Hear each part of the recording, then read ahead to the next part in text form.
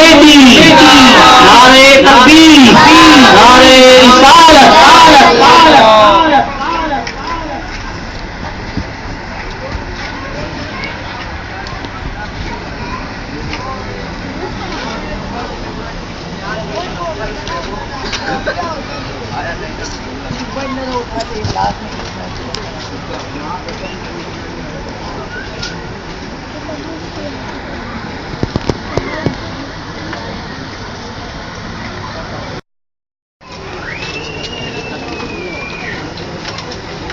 الحمدللہ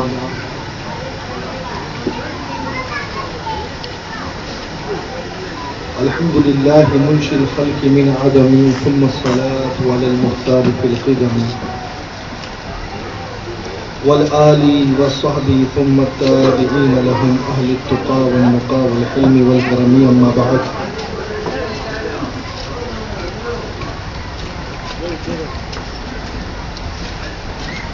أعوذ بالله من الشيطان الرجيم ببركة بسم الله الرحمن الرحيم قل لا أسألكم عليه أجرا إلا المودة في القربى آمنت بالله صدق الله المولانا العظيم منبر رسول پر رونق افروز معززین،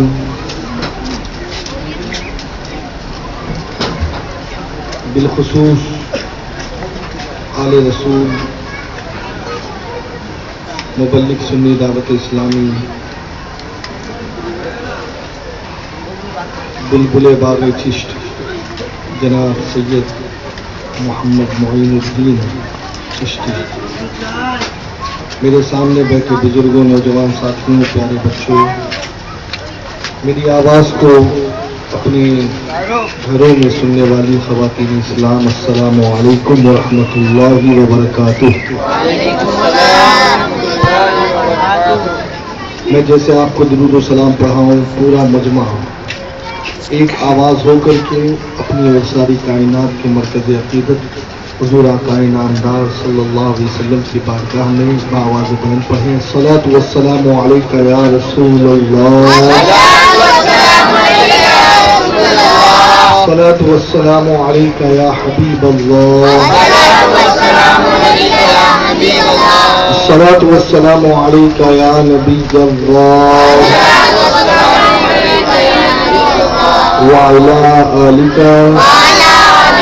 وأصحابك یا نور اللہ صلی اللہ تعالی علیہ وسلم، جزا اللہ عنا سیدنا محمد صلی اللہ علیہ وسلم ما هو اہلہ۔ یہ درود جو ہم نبی اور آل نبی کی بارگاہ میں پیش کرتے ہیں، امام طبرانی علیہ رحمہ اس کے حوالے سے نقل کرتے ہیں کہ اگر کوئی شخص ایک مرتبہ اس درود کو پڑھ لے تو 70 فرشتے 1000 دن تک اس درود پڑھنے والے کے لیے نیکیاں لکھتے رہتے ہیں۔ آج کی یہ محفل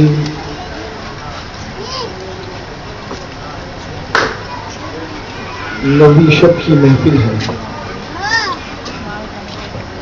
اور کل کی محفل آخری محفل رہے گی، اور پھر انشاءاللہ جمعہ کے دن پھر صبح 10 بجے ہماری اور آپ کی حاضری ہوگی، اور واقعات شہادت انشاءاللہ مولا تبارک و تعالی اس میں آپ کو بتائے جائیں گے۔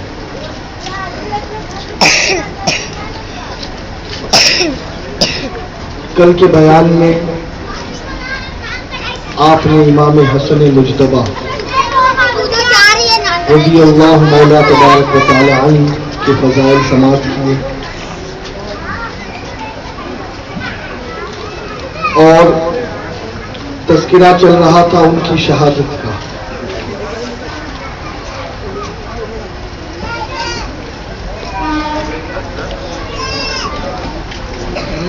پانچ مرتبہ آپ کو زہر دیا گیا اور پانچوں مرتبہ میرے سرکار نے انہیں بچا لیا. لیکن چھٹی مرتبہ ہیرے کی جو کمی ہوتی ہے، ہیرے کو جب پیس دیا جاتا ہے تو وہ ہیرے کی کمی امام حسن علی جدہ علیہ الصلوۃ والتسلیم جس سرائی میں پانی پیتے تھے اس سرائی میں ڈال دی گئی. اس کے بعد کیفیت یہ ہوئی کہ جب میرے امام نے اس سرائی کا پانی پی لیا تو بالکل تڑپنے لگے. آپ کے جسم مبارک پر اس کا اتنا اثر ہوا کہ جب آپ کو الٹی آنے لگی تو الٹیوں میں آتے کٹ کٹ کر کے باہر آ رہے ہیں. دست کے ذریعے سے آنکھیں کٹ کٹ کر کے باہر آ رہی ہے. بڑی اضطرابی کیفیت تھی امام کی. امام حسین آپ کے قریب موجود تھے اور کہنے لگے بھائی صبر کرو. لیکن جب بے چینی بہت زیادہ بڑھی اور آپ نے دیکھا کہ بھائی بہت زیادہ بلک رہے ہیں یا بہت زیادہ تکلیف محسوس کر رہے ہیں تو امام حسین نے تسلی کے طور پر کہا کہ بھائی تم کس بات کی فکر کر رہے ہو، کس بات کا تمہیں غم ہے؟ کیا تمہیں یہ پسند نہیں کہ تم ابا حضور کے پاس جا رہے ہو ملنے کے؟ ابھی چند لمحوں بعد تمہاری ملاقات امی حضور سے ہوگی اور تھوڑی ہی دیر میں تم اپنے نانا جان کی بارگاہ میں انشاءاللہ پہنچ جاؤ گے اور نانا جان سے تم کو ملاقات کا شرف مل جائے گا. لیکن کیفیت بڑی عجیب تھی، کسی بھی طرح صبر نہیں آ رہا تھا. امام حسین نے اسی اسنا میں پوچھا کہ تمہیں کس نے قتل کیا ہے، کس نے شہید کیا ہے، کس نے زہر دیا ہے، مجھے اس کا نام بتائیں. امام حسین کے اس سوال پر امام حسن مجتبی فرماتے ہیں کہ بھائی میں نے اپنے اس معاملے کو اللہ کے حضور چھوڑ دیا اور وہ سب سے بہترین انتقام لینے والا ہے، بدلہ لینے والا ہے. اور اگر میرا جس پر شک ہے وہ شک غلط نکلا تو میری وجہ سے ایک آدمی ناحق قتل ہو جائے گا. اور امام حسین سے پوچھا کہ آپ کرو گے کیا؟ کہا میں اسے قتل کروں گا. تو امام حسین نے جب یہ سوال کیا تو آپ نے اس کا جواب نہیں دیا. اب یہاں ایک چیز میں کہنا چاہوں گا کہ کبھی کبھی ایسا ہوتا ہے کہ کچھ لوگ بے سمجھی میں یا ناسمجھی میں یہ کہہ دیتے ہیں کہ ان کی بیوی نے انہیں مارا یا ان کی بیوی جن کا نام جعدہ ہے ان کے حوالے سے لوگ کہتے ہیں. میں یہی کہوں گا کہ جب امام حسن نے اس پردے کو پردہ رکھا اور اسے فاش نہ کیا اس راز کو تو پھر ہمیں بھی کوئی حق نہیں بنتا کہ ہم کسی پر بھی غلط الزام لگائیں. خیر یہاں امام حسن کا انتقال ہوا اور اس طریقے سے امام حسن مجتبی 43 سال اور 6 مہینے اور کچھ دنوں کی عمر پا کر پیر کے دن اپنے اللہ سے جان گئے اور جنت البقیع شریف میں آپ کی والدہ ماجدہ سیدہ فاطمہ کے پہلو میں آپ کو دفن کیا گیا۔ آج انشاءاللہ رب العزت کوشش کروں گا کہ قرآن میں اللہ رب العزت جل شانہ نے اہل بیت اطہار کے جو فضائل بیان کیے ہیں وہ میں آپ تک کے رکھوں، آپ کے سامنے رکھوں۔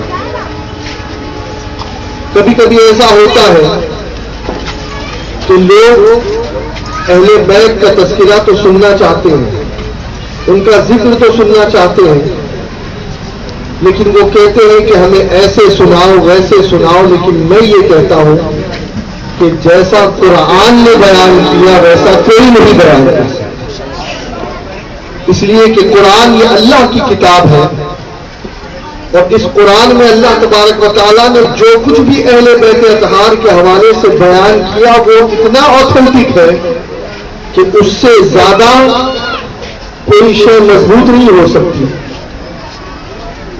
آپ جانتے ہیں کہ اہل بیت اطہار میں حضرت علی ہے، حضرت فاطمہ ہے، حضرت امام حسن ہے، امام حسین ہے، حضور کی تمام بیویاں جو حضور کی گھر والی ہیں وہ بھی اہل بیت میں سے ہیں، اور بعض روایتوں میں حضرت سلمان فارسی وہ بھی اہل بیت میں شامل کرنے کا ذکر آیا ہے۔ واقعہ یہ ہے کہ اللہ رب العزت جل شانہ کے پیارے رسول صلی اللہ علیہ وسلم نے حضور تشریف لائے اور میرے آقا علیہ الصلوۃ والتسلیم کے ساتھ حضرت علی، حضرت فاطمہ اور امام حسن اور امام حسین تھے، اور یہ سب ایک دوسرے کا ہاتھ پکڑے ہوئے تھے۔ حضور اکرم صلی اللہ علیہ وسلم اپنے کاشان اقدس میں تشریف لائے اور حضرت علی اور حضرت فاطمہ کو قریب اپنے سامنے بٹھایا اور حسنین کریمین کو اپنے ایک ایک ران پر بٹھایا، اور پھر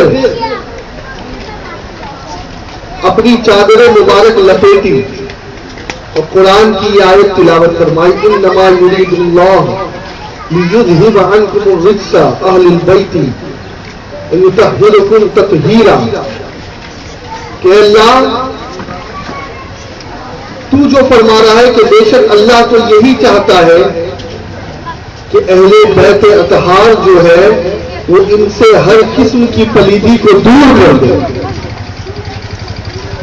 اب میرے آقا علیہ الصلوۃ والتسلیم نے یہ کہا کہ یا اللہ اللہم ہؤلاء اہل بیتی فاذھب عنہم الرجس وطہرہم تطہیرا، یعنی اے اللہ، اے الہی، یہ میری اہل بیت ہے، ان سے ہر ناپاکی دور فرما اور انہیں پاک کر کے خوب ستھرا کر دے۔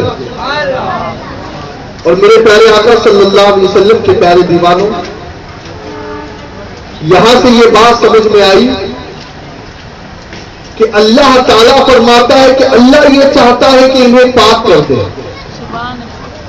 نبی یہ فرما رہے ہیں کہ اے اللہ تو انہیں پاک کر دے۔ ارے جن کو پاک کرنا اللہ چاہے اور جن کو پاک کرنا مصطفیٰ چاہے تو پھر اس سے بڑھ کر کے کوئی ستھرا ہو سکتا ہے، اس سے بڑھ کر کے کوئی پاکیزہ ہو سکتا ہے، اس سے بڑھ کر کے کوئی طیب و طاہر ہو سکتا ہے؟ پتہ یہ چلا کہ قرآن پاک کی یہ آیت بتا رہی ہے کہ مصطفیٰ پاک ہے، علی پاک ہے، فاطمہ پاک ہے اور حسنین کریمین پاک ہے۔ اور میرے پیارے آقا علیہ الصلوۃ والتسلیم کے پیارے دیوانوں، اس چیز میں کبھی بھی آپ نہ پڑھیں کہ اہل بیت میں حضور کے گھر والی اور حضور کی بیویاں ہے یا نہیں۔ میں ایک سوال آپ سے کرتا ہوں، آپ پڑھے لکھے ہیں، آپ کے جو گھر والے ہیں، آپ جنہیں اپنا گھر والا کہتے ہیں، گھر والا سمجھتے ہیں؟ Family member. کیا ایسا پاسبل ہے کہ آپ کی بیٹی تو گھر والی بن جائے، داماد تو گھر والا بن جائے، نواسے تو گھر والے بن جائے اور بیوی باہر والی بن جائے؟ بولو نہیں نا. اگر داماد گھر والا ہے، بیٹی گھر والی ہے، نواسے گھر والے ہیں، تو ماننا پڑے گا کہ بیوی تو پہلے سے گھر والی ہے. اور یہ سب اہل بیت ہے. اور قرآن نے بیان کر دیا کہ اہل بیت کو اللہ تعالیٰ نے پاک کر دیا ہے. اور جانتے ہو آپ کہ قرآن مقدس میں سورہ نور میں اللہ رب العزت جل شانہ نے سیدہ ام المومنین عائشہ صدیقہ رضی اللہ عنہا کی طہارت کا بیان کیا، اور بڑے ہی پاک انداز میں اللہ نے فرمایا کہ جو پاک مرد ہے ان کے لیے پاک عورتیں ہیں، اور جو خبیث مرد ہے ان کے لیے خبیث عورتیں ہیں. ایک جزیہ قرآن نے عطا کر دیا، ایک قانون قرآن نے عطا کر دیا کہ جو مرد پاک ہوگا اس کی بیوی بھی پاک ہوگی، اور جو مرد پلید ہوگا اس کی بیوی بھی پلید ہوگی. اور یہ آیت یہ بتا رہی ہے کہ اگر مصطفیٰ کو ہم پاک مانتے ہیں تو ماننا پڑے گا کہ خدیجہ بھی پاک ہے، عائشہ بھی پاک ہے، ام المومنین ام میمونہ بھی پاک ہے، ام سلمہ بھی پاک ہے، جویریہ بھی پاک ہے، زینب بنت جحش بھی پاک ہے. حضور کی جتنی ازواج ہے وہ سب کی سب پاک ہے. اور یہاں پر ایک چیز میں آپ کے سامنے رکھنا چاہوں گا. آج ہم میں کا ہر آدمی یہ چاہتا ہے کہ میری بیوی صاف و ستھری رہے، میری بیوی طیب و طاہر رہے، میری بیوی پاک و صاف رہے، میری بیوی کے تعلقات ناجائز کہیں کسی کے ساتھ قائم نہ ہو. آج ہر مرد یہی چاہتا ہے، ہر مرد کے ذہن میں یہی بات ہے. لیکن میرے پیارے آقا علیہ الصلوۃ والتسلیم کے پیارے دیوانے، وہی آدمی جو اپنی بیوی کو کسی غیر محرم کے ساتھ فون پر بات کرتا دیکھنا ناپسند کرتا ہے، کسی غیر محرم کے ساتھ گھومنا ناپسند کرتا ہے، کسی غیر محرم کے ساتھ اپنی بیوی کو بات چیت کرتا دیکھنا ناپسند کرتا ہے، لیکن اس شوہر کی اگر ہم زندگی کو دیکھیں، اس شوہر کے اگر ہم شب و روز کو دیکھیں، اس شوہر کے اگر ہم زندگی کے حالات کو دیکھیں، تو کیفیت یہ ہے کہ اس کی کیفیت یہ ہے کہ خود دوسری عورتوں سے بات کرتا نظر آتا ہے، دوسری عورتوں کے ساتھ ناجائز تعلقات قائم کرتا نظر آتا ہے، دوسری عورتوں کے اوپر غلط نظر ڈالتا نظر آتا ہے، دوسری عورتوں کے ساتھ معاذ اللہ ثم معاذ اللہ بدکاریاں کرتا نظر آتا ہے. اور اپنے گھر کے حوالے سے، اپنی بیوی کے حوالے سے وہ یہ سوچتا ہے کہ میری بیوی پاک رہے، میری بیوی طیب و طاہر رہے. اگرچہ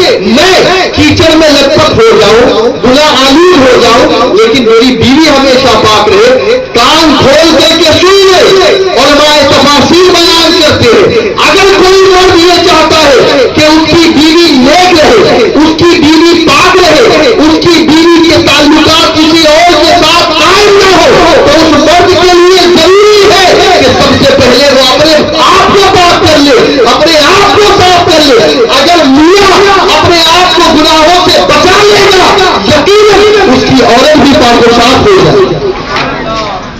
لیکن اگر کوئی مرد صرف اپنی بیوی کے حوالے سے یہ سوچے کہ میری بیوی تو پاک رہے لیکن مجھے جو کرنا ہے میں وہ کرتا رہوں، تو یاد رکھے یہ اصول قرآنی کے خلاف ہے. اس لیے کہ قرآن بیان کرتا ہے کہ مرد اگر خبیث ہے تو عورت بھی خبیث ہوگی، مرد اگر پاک ہے تو عورت بھی پاک ہے ہوگی. اگر کوئی مرد یہ چاہتا ہے کہ اس کی بیوی ہمیشہ کے لیے پاک و صاف طیب و طاہر رہے تو اس مرد کو بھی پاک ہونا پڑے گا. اور اگر وہ مرد ناپاک رہتا ہے، نجس رہتا ہے، پلیدی میں مبتلا رہتا ہے، اور معاذ اللہ ثم معاذ اللہ حرام کاری اور بدکاری میں مبتلا رہتا ہے، تو ایک دن ایسا ہو سکتا ہے کہ اس کی بیوی کے ساتھ بھی یہ سارے معاملات. اور اسی لیے میں کہتا ہوں صرف یہ مت سوچو کہ ہمارے بچے نیک ہو جائے، ہمارا بھائی نیک ہو جائے، ہماری بیوی نیک ہو جائے، سب سے پہلے خود نیک بننے کی کوشش کریں، اور انشاءاللہ اگر ہم نیک بن گئے تو میرے پیارے آقا علیہ الصلوۃ والتسلیم کے پیارے دیوانوں پھر یقیناً ہمارے گھر کا ماحول سنورتا نظر آئے گا۔ تو عرض یہ کر رہا تھا، قرآن بیان کرتا ہے کہ حضور کی گھر والی پاک ہے، جتنی بھی گھر والی اور ازواج مطہرات پاک و صاف ہے، اور پھر میرے پیارے آقا علیہ الصلوۃ والتسلیم کے پیارے دیوانوں ایک اور آیت کریمہ میں جسے آیات مباہلہ کہتے ہیں، آیت مباہلہ، اللہ رب العزت جل شانہ نے قرآن مقدس میں ارشاد فرمایا، فَمَنْ حَاجَّكَ فِيهِ مِنْ بَعْدِ مَا جَاءَكَ مِنَ الْعِلْمِ فَقُلْ تَعَالَوْا نَدْعُو أَبْنَاءَنَا وَأَبْنَاءَكُمْ وَنِسَاءَنَا وَنِسَاءَكُمْ وَأَنفُسَنَا وَأَنفُسَكُمْ ثُمَّ نَبْتَهِلْ فَنَجْعَلْ لَعْنَةَ اللَّهِ عَلَى الْكَاذِبِينَ۔ یہ جو آیت کریمہ قرآن مقدس میں ہے 13ویں پارے میں، تیسرے پارے میں 14واں رکوع، اس آیت کے شان نزول کے حوالے سے یہ بتایا جاتا ہے کہ نجران جو مدینے سے قریب تھا وہ عیسائیوں کا گڑھ مانا جاتا تھا، وہاں سے عیسائی پادریوں کا جو بیشپ ہوتے ہیں، پوپ ہوتے ہیں، ان کا ایک بہت بڑا وفد مدینے آیا، اور مدینے آنے کے بعد انہوں نے اللہ کے رسول صلی اللہ علیہ وسلم سے مناظرہ کیا، اور اس نیت سے آئے تھے کہ ہم محمد عربی کے ساتھ مناظرہ کریں گے اور انہیں ہرا دیں گے اور عیسائیوں کے حق ہونے کو ثابت کر دیں گے۔ لیکن ہوا یہ کہ میرے آقا صلی اللہ تبارک و تعالی علیہ وسلم مسجد نبوی شریف میں تھے، وہ آئے، حضور نے ان کو ان کی طریقے سے عبادت کرنے کے لیے مسجد میں ایک جگہ دے دی۔ اب اس کے بعد وہ عیسائی جو تھے نجران کے، ان کے جو پادری تھے، وہ حضور کے پاس آئے اور حضور پاک صلی اللہ علیہ وسلم سے کہنے لگے کہ اے محمد، ہمارا ایک سوال ہے آپ کے سامنے، آپ جواب دیں کہ کیا آپ نے دنیا میں کسی ایسے بچے کو بھی دیکھا ہے کہ جس کا باپ نہ ہو؟ مقصد کیا تھا ان کا؟ مقصد یہ تھا کہ نبی کہہ دے کہ ہاں عیسیٰ ایسے ہیں کہ جن کا باپ کوئی نہیں ہے، اور پھر وہ یہ کہے کہ جس بچے کا باپ کوئی نہ ہو تو پھر اس کا باپ خدا ہے، وہ کہہ دے کہ وہ خدا کا بیٹا ہے یا عیسیٰ خدا ہے۔ اب وہ یہی بات لے کر کے حضور کے پاس آئے تھے مناظرہ کرنے کے لیے۔ دیکھیے 3 چیزیں ہوتی ہیں، ایک تو ہوتا ہے مباحثہ کہ آدمی بحث کرتا ہے، ایک ہوتا ہے مناظرہ کہ جس میں علم کے ساتھ آدمی کسی چیز کو ثابت کرتا ہے کتابوں کے ذریعے، پھر اس کے بعد بات یہاں بھی نہیں بنتی نا، تو ایک ہوتا ہے مجادلہ جب آستینیں چڑھ جاتی ہیں، اور پھر اس کے بعد ایک ہوتا ہے مباہلہ جو چوتھا اسٹیج ہے۔ اب بات چلی مناظرے کی، انہوں نے حضور کے سامنے ایک کوشچن رکھا۔ اب یہاں سے ایک چیز میں بتاؤں آپ کو، اللہ کے رسول کی یہ بھی سنت ہے کہ میرے آقا علیہ الصلوۃ والتسلیم نے عیسائیوں کے ساتھ مناظرے فرمائے۔ اللہ کرے کہ ہماری قوم کے علماء بھی ایسے ہو کہ جو عیسائیوں کے ساتھ مناظرہ کرنے والے ہو، اس لیے کہ آج ہماری ٹوٹل کوششیں صرف اور صرف اپنوں میں رہ گئی ہیں۔ آج عیسائی مشنریز پوری دنیا میں گھوم رہی ہیں، بڑی تعداد میں وہ مسلمانوں کو اور دوسری قوم کے لوگوں کو عیسائی بنا رہے ہیں، کبھی دولت کے نام پر، کبھی ایجوکیشن کے نام پر، کبھی جو ہے کاروبار کے نام پر، اس طریقے سے لیکن میرے پیارے آقا علیہ الصلوۃ والتسلیم کے پیارے دیوانوں، مسلمانوں کے اندر اس چیز کا فقدان نظر آتا ہے کہ مسلمان ہیں لیکن بہت کم ہیں ایسے کہ جو عیسائیوں کے ساتھ مناظرہ کر سکے، ان کے ساتھ جو ہے مباحثہ کر سکے اور اسلام کے حق ہونے کی دلیل ان تک دے سکے۔ آج ہماری ساری انرجی آپس میں ویسٹ ہو رہی ہے، اپنوں میں ویسٹ ہو رہی ہے۔ میں آپ کی خامیاں نکال رہا ہوں، آپ میری خامیاں نکال رہے ہیں، اور اسی میں پورا وقت اور پوری زندگی صرف ہو رہی ہے۔ کاش کہ مسلمانوں کو اتنا عقل اور اتنا شعور اللہ عطا فرمائے کہ مسلمان اپنی ان کوششوں کو ان غیر مسلموں کی طرف بھی لے جائے جو اب تک کے اسلام کی آگوش سے دور ہیں۔ اور میں نے غالباً اس سے پہلے بھی بتایا تھا کہ اللہ کے رسول صلی اللہ تبارک و تعالی علیہ وسلم نے ارشاد فرمایا ہے کہ قیامت کے میدان میں اگر آپ کے پڑوس میں کوئی غیر مسلم بے ایمان ہونے کی حالت ہی میں مر گیا تو قیامت میں اس کی وجہ سے کہ آپ نے اسے اسلام کی دعوت نہیں دی تھی، آپ کو بھی جہنم میں ڈالا جائے۔ لہذا یہ کام بھی ہمارا ہے کہ ہماری دعوت، جہاں ہم نماز کی دعوت دیتے ہیں، روزے کی دعوت دیتے ہیں، حج و زکوٰۃ کی دعوت دیتے ہیں، وہی ہمارا یہ کام ہے کہ عیسائیوں کے اندر، ہندوؤں کے اندر، غیر مسلموں کے اندر ہم اسلام کا پیغام پہنچائے۔ اور کوئی ضروری نہیں ہے کہ آپ کسی کے خداؤں کو برا بھلا کہیں گے تبھی آپ دعوت دے سکتے ہیں، نہیں، پازیٹو انداز میں جو مثبت انداز ہے اسے اپنا کر کے آپ اسلام کی خوبیاں، اسلام کی حقانیت ان تک پہنچائے، اور امید ہے کہ وہ ضرور اس بات کو مانیں گے، اور یقیناً اگر بتانے کا انداز صحیح رہا تو وہ اسلام قبول کرتے ہوئے نظر آئے۔ لیکن اگر بالفرض وہ اسلام قبول نہیں بھی کرتے تو آپ نے چونکہ ان تک کے اسلام کا پیغام پہنچا دیا ہے، قیامت میں آپ کی پکڑ نہیں ہوگی۔ اللہ تعالی ہم سب کو اس پر عمل کی توفیق عطا فرمائے۔ ذرا زور سے بولو۔ اب عیسائی آئے تھے مناظرہ کرنے کے لیے حضور سے، نجران کے۔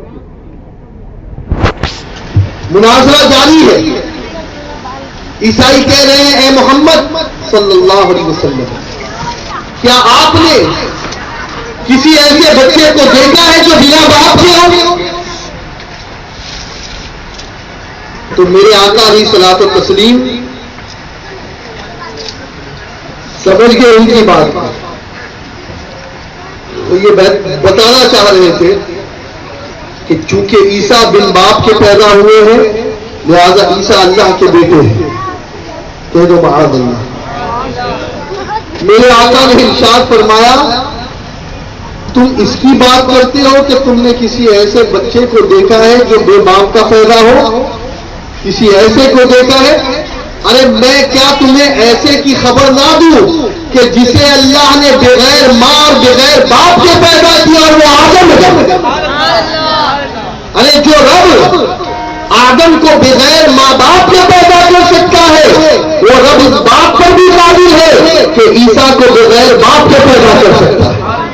اور میں نے یہ چیز آپ کو اس سے پہلے بھی بتائی تھی کہ حضرت جبریل نے دم کیا، وَنَفَخْتُ فِيهِ کا دم، جب جبریل امین نے دم کیا تو حضرت مریم رضی اللہ عنہا کے شکم میں حضرت عیسیٰ علیہ السلام تشریف لائے۔ اب یہاں دیکھیں نا، کچھ لوگ کہتے ہیں کہ دم سے کچھ نہیں ہوتا، قرآن یہ کہتا ہے اللہ والے اگر دم کر دے تو اولاد بھی اللہ کا کر دیتا ہے، یہ قرآن میں ہے نا، سورہ مریم آیت نمبر 19۔ کیا کہا تھا جبریل امین نے؟ لِأَهْبَ لَكِ غُلَامًا زَكِيًّا، میں اس لیے آیا ہوں کہ تمہیں ایک ستھرا بیٹا عطا کر دوں، تمہیں ستھرا بیٹا عطا کر دوں۔ پتہ یہ چلا کہ بیٹا اللہ بھی عطا کرتا ہے اور اللہ کی عطا سے جبریل بھی عطا کرتے ہیں، اور جب جبریل عطا کر سکتے ہیں تو پھر جو محبوبان بارگاہ ہے وہ بھی عطا کر سکتے ہیں، جو اولیاء اللہ ہے وہ بھی عطا کر سکتے ہیں۔ اب کچھ لوگ کہتے ہیں کہ دم سے کچھ نہیں ہوتا، آپ نے بھی سنا ہوگا، ہاں بولو بھائی، ارے یہ کیا ہے دم، یہ کیا ہے تعویذ؟ وہ صحیح کہتے ہیں، وہ صحیح کہتے ہیں، ڈریے نہیں، بولیے میرے ساتھ آپ نے، وہ صحیح کہتے ہیں کہ دم سے کچھ نہیں ہوتا، کہ دم وغیرہ نہیں کروانا چاہیے، دم سے کچھ نہیں ہوتا.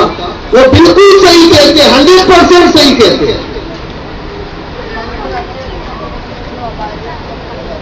کہ دم سے کچھ نہیں ہوتا.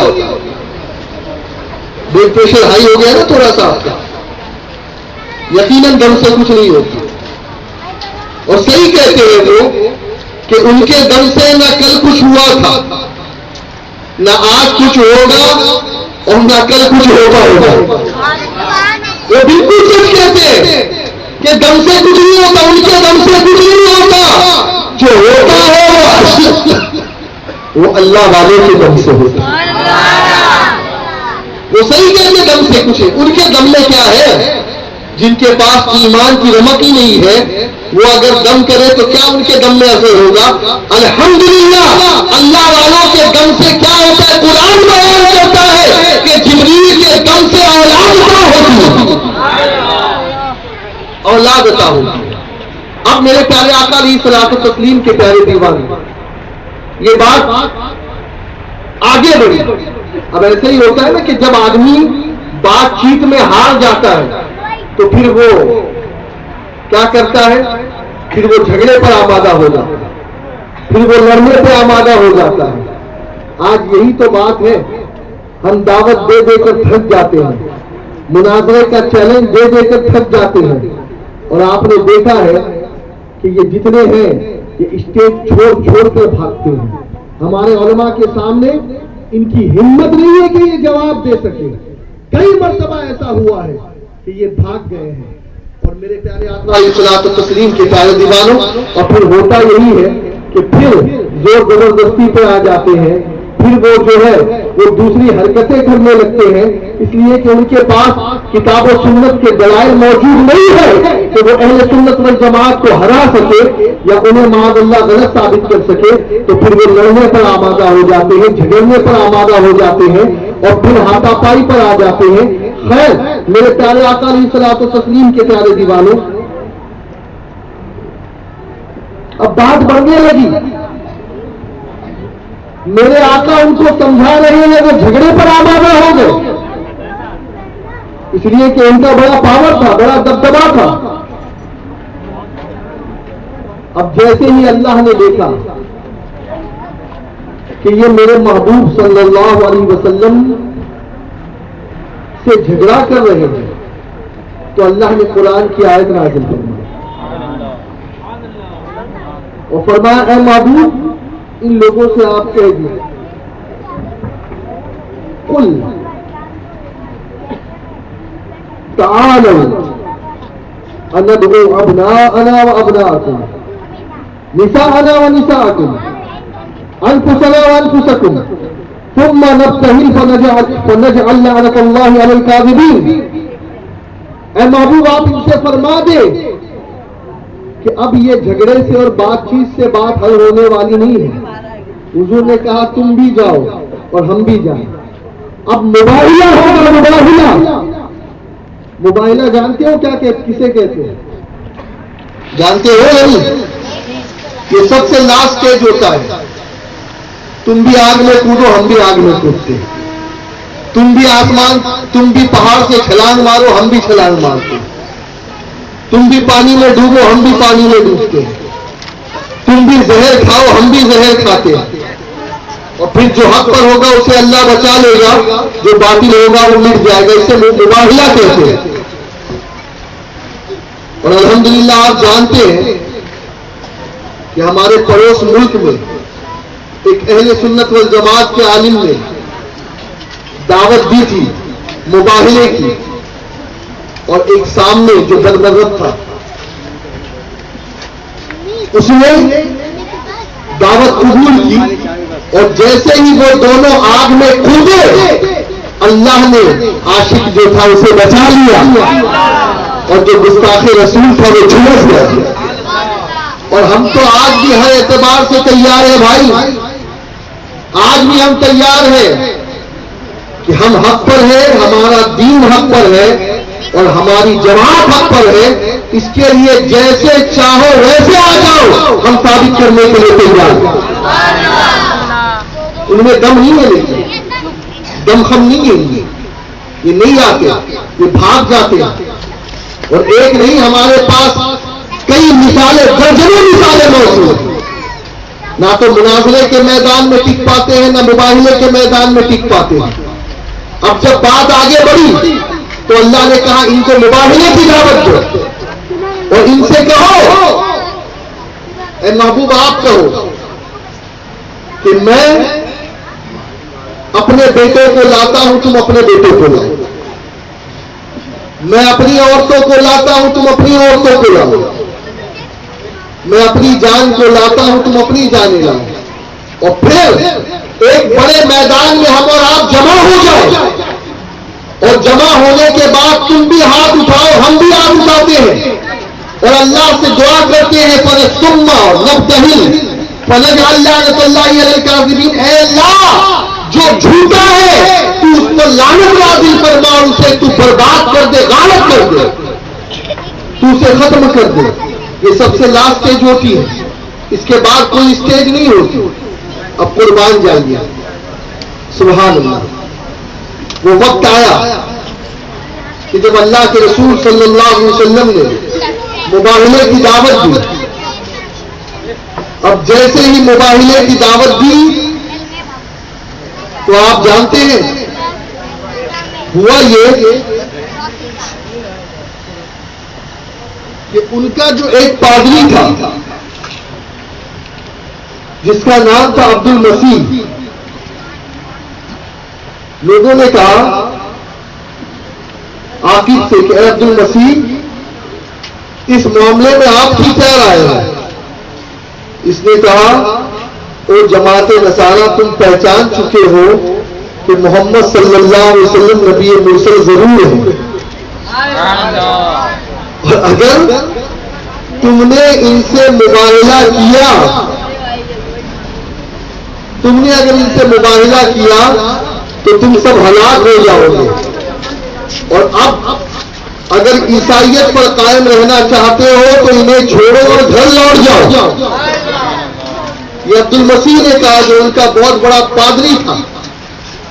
اب خیر اس مشورے کے بعد یہ عیسائی جب جمع ہوئے تو ان کی نگاہوں نے دیکھا کہ رسول اللہ سامنے سے تشریف لا رہے ہیں. اب دیکھیے امام حسین حضور کے گود میں، امام حسن کی انگلی حضور نے پکڑی، حضور کی انگلی امام حسین نے پکڑی. پیچھے سیدہ فاطمہ ہے اور ان کے پیچھے مولا علی مشکل کشا ہے. اب یہ تینوں آ رہے ہیں عیسائیوں کی طرف، تینوں آ رہے ہیں عیسائیوں کی طرف. اب جب یہ آگے بڑھنے لگے، اللہ اکبر. اب دیکھیے قرآن نے جو بیان کیا، ابنا انا و ابنا تم اپنے بیٹے لاؤ، ہم اپنے بیٹے لاتے ہیں. تو نبی نے اپنے بیٹوں کے روپ میں حسنین کریمین کو ساتھ لیا. نساء انا و نساء تم اپنی عورتیں لاؤ، اپنی عورت اپنی بیٹی کے طور پر. عورتوں میں سے حضور نے فاطمہ کو چنا. اور پھر علی کہاں گئے، علی کہاں گئے؟ تو سنو، انفسنا و انفسکم، حضور نے اپنے نفس میں علی کو شریک فرما دیا کہ علی نبی سے الگ نہیں، نبی علی سے الگ نہیں، علی اور نبی دونوں ایک نفس ہے. یہی تو بتا رہی ہے نا قرآن کی آیت. اور نبی قرآن کی آیت سے ہٹ کر تو کچھ نہیں کر سکتے. نبی چلے، گود میں حسین ہے، انگلی پکڑ کر حسن چل رہے ہیں، پیچھے فاطمہ ہے، ان کے پیچھے مولا علی ہے. اور یہاں بھی ایک ذہن دیا جا رہا ہے کہ سنو، عورت چھپانے کی چیز ہے، وہ آگے سے بھی چھپائی جائے گی، پیچھے سے بھی چھپائی جائے گی. اسی لیے میرے آقا نے فاطمہ کو چھپایا. اور سنو، یہ چھپانا صرف یہاں کا نہیں ہے.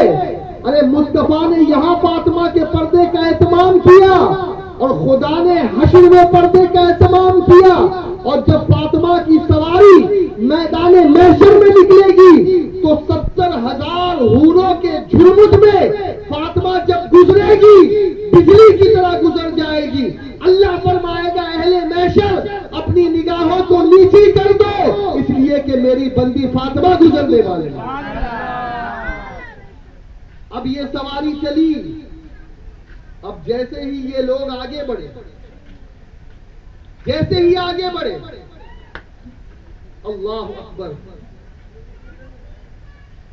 میرے آقا صلی اللہ علیہ وسلم لوگوں سے فرما رہے تھے. کن سے؟ امام حسن سے، حسین سے، فاطمہ سے، علی سے، کہ دیکھو جب میں دعا کہوں نا تو تم آمین کہنا. جب میں دعا کروں تو تم آمین کہنا. اب میرے آقا علیہ الصلوۃ والتسلیم دعا کے لیے ہاتھ اٹھانے والے تھے کہ نجران کا جو سب سے بڑا پادری ہے عبد المسیح، اس نے جب حضور کو دیکھا، حسنین کریمین کے چہرے کو دیکھا، اس نے کہا انی لأرى وجوہا لو سأل اللہ ان یزیل جبلا من مکانہ لأزلہ.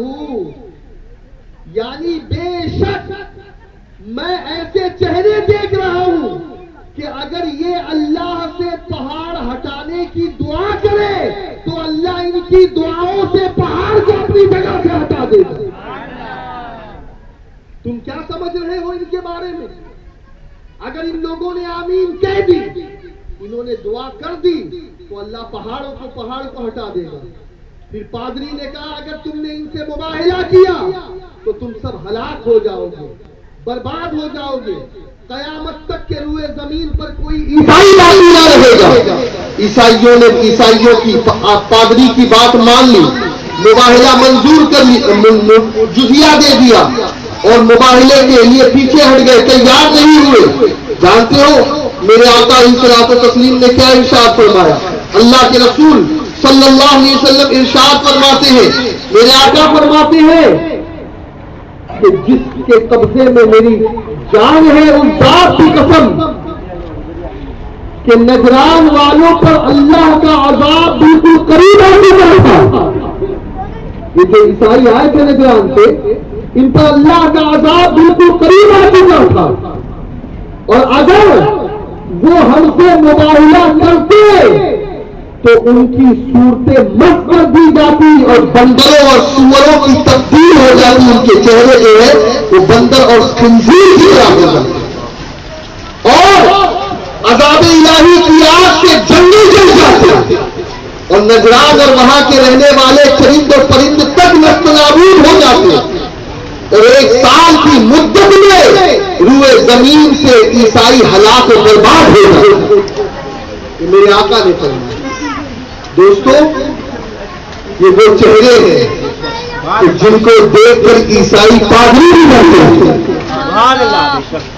ارے یقیناً وہ چہرے والا اگر کربلا کے میدان میں ہاتھ اٹھا دیتا تو یقیناً جتنے بھی مد مقابل تھے وہ سب ہلاک و برباد ہو جاتے. ان کی بربادی میں کوئی شک نہیں. لیکن یہ مقام صبر تھا، یہ مقام امتحان تھا جو حسین دے رہے ہیں. انشاءاللہ میں کچھ سوالات کے جوابات بھی آپ کو دوں گا. جو کچھ لوگ کہتے پھرتے ہیں نا کہ معاذ اللہ تم نبی سے مدد مانگتے ہو، تم نبی سے امداد چاہتے ہو، ارے وہ اپنے نواسے کو کربلا میں قتل ہونے کو نہیں بچا سکتے، تمہیں کیا بچائیں گے؟ تم علی کو مشکل کشا کہتے ہو، ارے کربلا میں علی نے مشکل کشائی کیوں نہ کی؟ جو کربلا میں اپنے بیٹے کی مشکل کشائی نہ کر سکے وہ تمہاری کیا مشکل کشائی کرے گا؟ یہ باتیں لوگ کرتے ہیں، ہمیں معلوم ہے. کہتے ہیں حسین خود کو نہ بچا سکے، علی اکبر علی اصغر کو نہ بچا سکے، اور تم انہیں دافع کرب و بلا کہتے ہو. وہ تمہاری بلاؤں کو کہاں سے دفع کریں گے؟ ڈریے مت آپ. ان سارے سوالات کے جواب ہمارے پاس موجود ہیں، اور انشاءاللہ جب دیں گے نا اس کا جواب، پھر ان کے دانت بھی کٹے ہو جائیں گے اور یہ کبھی شکل دکھانے کے قابل بھی نہیں رہیں گے انشاءاللہ۔ آئیے قرآن پاک کی ایک اور آیت میں آپ کو بتاؤں، اور یہ آیت کریمہ سبحان اللہ بڑی پیاری ہے۔ 29ویں پارے میں اللہ ارشاد فرماتا ہے وَيُطْعِمُونَ الطَّعَامَ عَلَى حُبِّهِ مِسْكِينًا وَيَتِيمًا وَأَسِيرًا إِنَّمَا نُطْعِمُكُمْ لِوَجْهِ اللَّهِ لَا نُرِيدُ مِنكُمْ جَزَاءً وَلَا شُكُورًا۔ اب اس آیت مبارکہ کا شان نزول کیا ہے وہ سماعت کرنا۔ تفسیر خازن، معالم التنزیل، ان تمام کتابوں میں ہے کہ سیدنا عبداللہ ابن عباس روایت کرتے ہیں کہ ایک مرتبہ حسنین کریمین بیمار ہو گئے۔ آپ کے بھی گھر میں بچے بیمار ہوتے ہیں، ہمارے وہاں بھی ہوتے ہیں، لیکن ہم کیا کرتے ہیں؟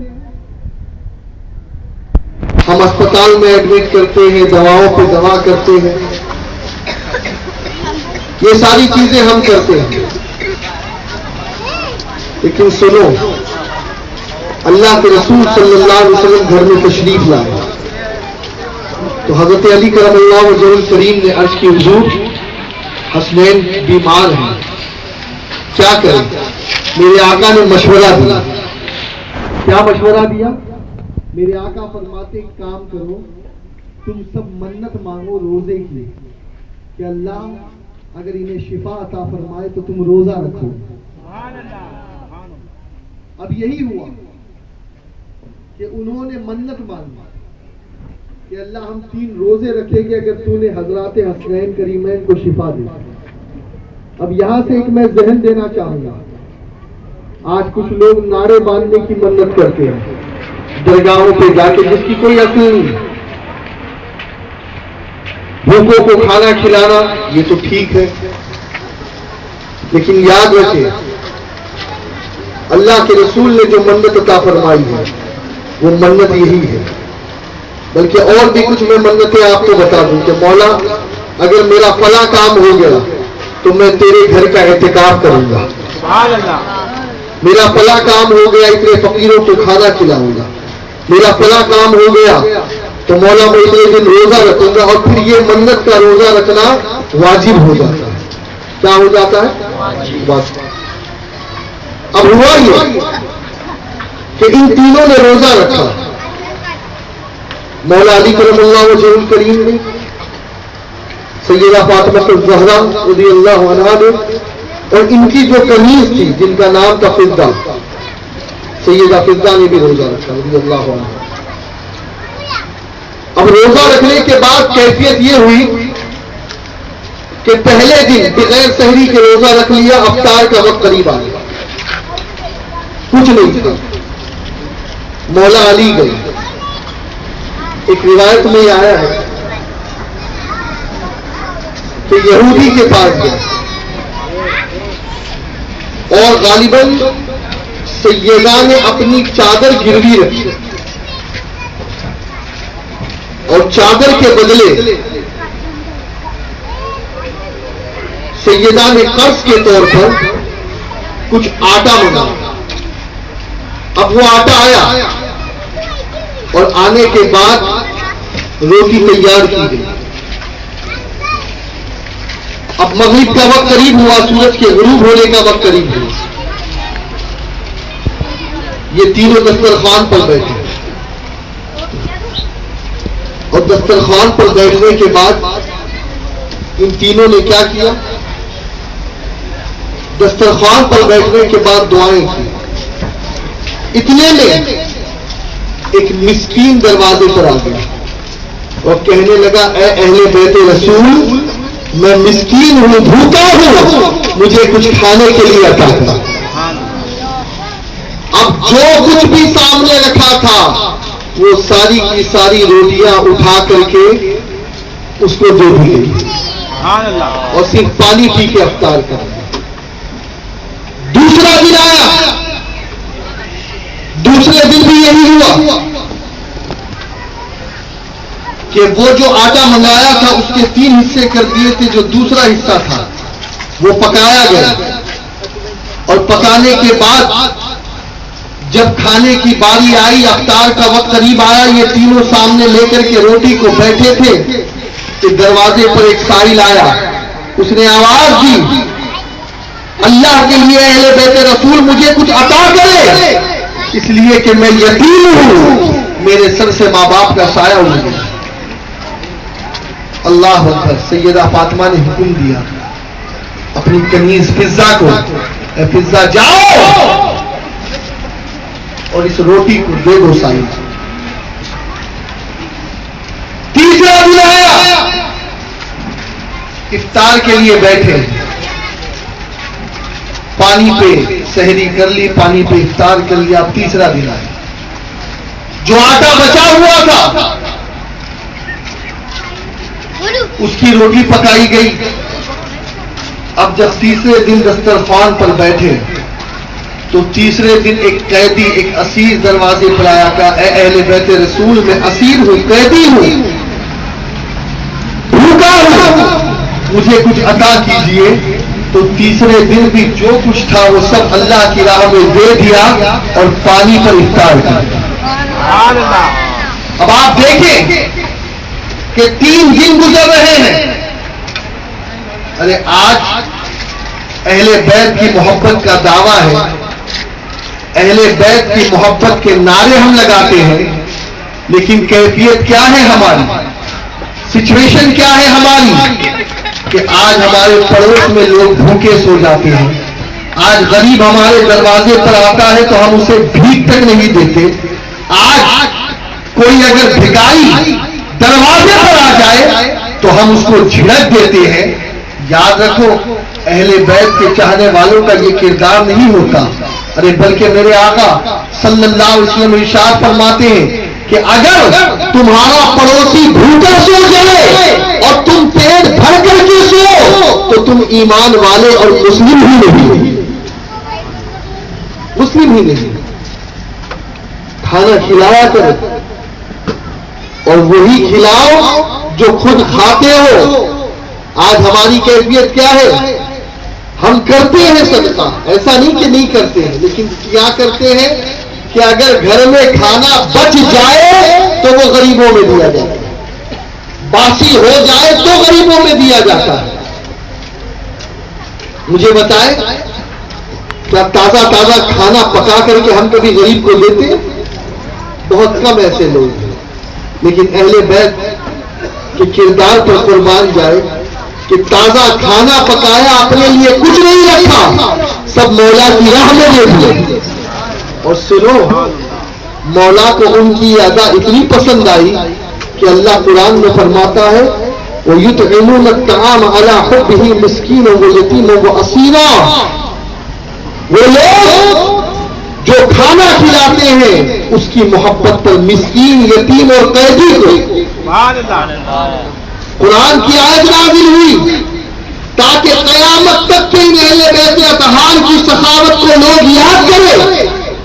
اور آیت نازل ہوئی, اللہ فرماتا ہے انما نطعمکم لوجہ اللہ, اور یہ کھلاتے ہیں صرف اللہ کو خوش کرنے کے لیے. لا نريد منکم جزاء ولا شکورا, اور یہ کوئی بدلہ نہیں چاہتے اور نہ ہی شکریہ چاہتے ہیں. اللہ نے قرآن کی آیت میں ان کی شان بیان فرمائی. یہ ہے اہل بیت اطہار. اور میرے پیارے آقا علیہ الصلوۃ والتسلیم کے پیارے دیوانوں, اب کچھ واقعات اہل بیت کی محبت کے حوالے سے, اس لیے کہ آج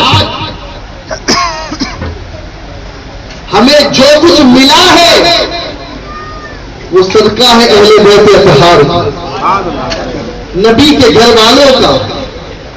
اگر نبی کے گھر والے نہ ہوتے, اہل بیت اطہار نہ ہوتے, تو یقیناً آج یہ نعمتیں ہمیں نہ ملتی.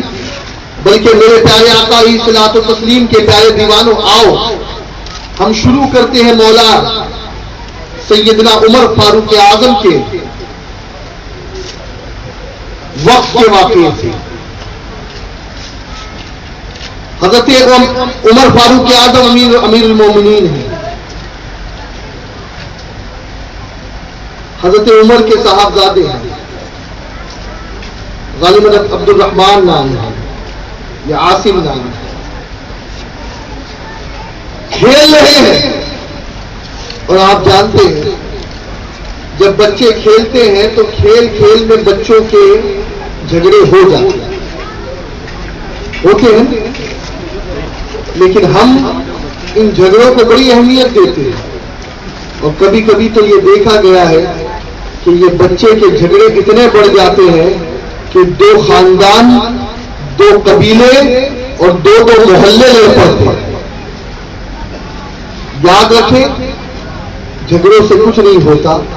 صبر سے کام لیں اور اپنے بچوں کو ادب سکھائیں کہ ایک دوسرے کا ادب کریں تو انشاءاللہ تعالی معاشرے میں اور ماحول میں یہ جو جھگڑوں کی نحوست پھیل چکی ہے وہ دور ہو جائے گی. کل بھی میں دیکھ رہا تھا کہ یہاں تقریر چل رہی ہے اور 2 بچے ٹوپی پہن کر ایک دوسرے کو فائٹ مار رہے ہیں.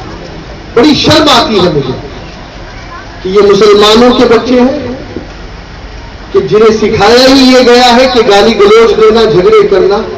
بلکہ ایک لطیفہ مجھے یاد آ رہا ہے کہ ایک علاقے میں ایک اندھا پہنچا. اسٹیشن سے وہ اترا, بھیک مانگنے والا تھا. اب اسٹیشن سے جیسے ہی اترا کسی سے پوچھا بھائی یہاں آٹو کہاں ہے؟ آٹو رکشا ہوتی. لوگوں نے اسے آٹو رکشا میں بٹھا دیا. اب آٹو والے سے کہنے لگا کہ مجھے مسلمانوں کے علاقے میں چھوڑ دیں. تو آٹو والا کہنے لگا بھائی میں بھی اس علاقے میں نیا آیا ہوں, مجھے بھی یہاں معلوم نہیں ہے کہ کون سا محلہ کس کا ہے, کون سا علاقہ کس کا ہے, مسلمانوں کا کون سا محلہ ہے مجھے نہیں معلوم. اب جو اندھا تھا بڑا ہوشیار چالاک تھا, کہا ٹھیک ہے تم تو بس رکشا چلاتے رہو, میں جہاں کہوں روکنے کے لیے روک دو. کہا ٹھیک ہے. اب وہ رکشا چالک جو ہے لے کر کے بڑا. اب رکشا چلتا رہا ایک علاقے میں جا کر کے اس نے کہا روک دو. ایسے علاقہ ہوگا قریش نگر کی طرح, روک دو. رک گیا. بھائی کتنے پیسے ہوئے؟ اتنے پیسے. اب جو رکشا چلانے والا تھا وہ جب دیکھتا ہے ہاں یار یہاں تو مسجد بھی ہے, یہاں تو ٹوپی والے بھی نظر آ, لیکن اندھے کو کیسے معلوم؟ یہاں تو کوئی اذان کا ٹائم بھی نہیں ہے, اذان بھی نہیں کہ اس کو پتا چلا. اس اندھے سے پوچھا کہ بھائی یہ بتاؤ میں تو آنکھ والا ہوں لیکن مجھے بھی ابھی تک کے پکا نہیں پتا چل سکا کہ یہ محلہ کس کا, تمہیں کیسے معلوم پڑا؟ کہا یار یہ بھی کوئی پوچھنے کی بات ہے. جہاں بچے ننگی گالیاں دیتے ہو, جہاں بچوں کے اندر آپس میں جھگڑے کی آواز سنائی دے, سمجھ لینا کہ وہی مسلمانوں کا محلہ ہے.